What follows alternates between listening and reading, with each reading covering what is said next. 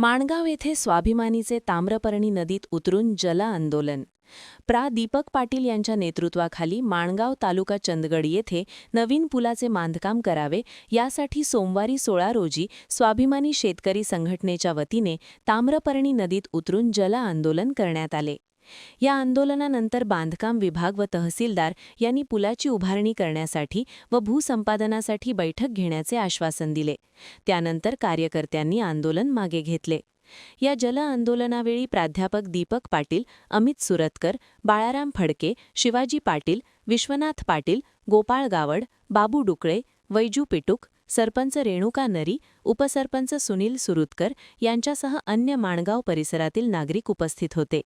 आंदोलनावेळी काही काळ माणगाव पुलावर तणाव निर्माण झाला होता. आंदोलनावेळी कोणताही अनुचित प्रकार घडू नये यासाठी चंदगड पोलीस ठाण्याचे पोलीस निरीक्षक व्ही.एस. कोळेकर यांनी पोलीस बंदोबस्त ठेवला होता. यावेळी त्यांच्यासोबत सार्वजनिक बांधकाम खात्याचे चंदगड उपविभागाचे कनिष्ठ अभियंता विजयकुमार पाटील, स्थापत्य अभियांत्रिकी सहाय्यक श्रीनिवास भोगुलकर, सहाय्यक अभियंता मंगेश गावडे हे उपस्थित होते. पंचायत सदस्य बाबुराव दुकळे वगैरे सगळेच आहेत. आणि हे सर्व माणगावचं पूल व्हावा आणि ते ब्रिक्स पद्धतीनं व्हावा, म्हणजे मातीचा भराव न टाकता मध्ये मध्ये पोल उभा करून ते माणगावपर्यंत जावा अशा पद्धतीची मागणी घेऊन आम्ही तुम्ही सर्वजण इथं जमलेलो आहोत. याबाबत काही दुमत असण्याचं काही कारण नाही. पीडब्ल्यूडी विभागचे जे माननीय मुल्लासाहेब आहेत त्यांनी सुद्धा जरा ऐकावं. 2017 साली याला प्रशासकीय मंजुरी मिळाली 5,30,00,000. आता 2017 पासून आज 2026 म्हणजे जवळजवळ 9 वर्ष याला प्रशासकीय मान्यता मिळून हे पूल ही अद्यापही झालं नाही. म्हणजे पीडब्ल्यूडी विभागचं कौतुक करावं तेवढं कमी आहे.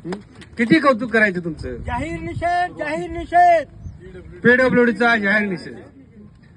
तर याला काय सबबी आहेत आम्ही ज्यावेळेला चर्चा केली साहेबांशी, तर यामध्ये जवळजवळ 38 गुंठे जमीन ही या पुलाच्या निमित्तानं बाधित होणार आहे किंवा त्याचे गट नंबर मधले जमीन जाणार आहे. याला कुठल्याही शेतकऱ्यांनी विरोध करायला नाही. यांच्याकडे पैसे सुद्धा नाहीत. याच्यावरती तुम्ही भरावी टाकलेला आहे. म्हणजे त्या शेतकऱ्याला बिन पैसा न देता आज ही जमीन तुमच्याच ताब्यात आहे, पण पूल पण नाही. म्हणजे शेतकऱ्याला 1 रुपये मिळाला नाही. शेतकऱ्याची जमीन तुमच्या ताब्यात आहे, हस्तांतरित तुम्ही झालेला आहे. तुम्ही अतिक्रमण केलेला आहात असं म्हटलं तर चुकीचं होणार नाही. या शेतकऱ्याच्या जमिनीवरती पीडब्ल्यूडी विभागाचं अतिक्रमण आहे, शासकीय अतिक्रमण आहे, लक्षात ठेवा. म्हणजे शेतकऱ्यांनी जमिनी तुमच्या ताब्यात नसताना तुम्ही भराव टाकलाय. त्या भरावावरती किती पैसे खर्च झाले ते सुद्धा सांगत नाही. 7-8 लाख रुपये झाले म्हणतात. नक्की किती पैसे खर्च झाले हेही सांगत नाही. भरावामुळे या भागातली शेतीचं सुद्धा नुकसान झालंय. त्या शेतकऱ्याच्या नुकसानीबद्दल काही तुम्ही बोलत नाही. आणि पूल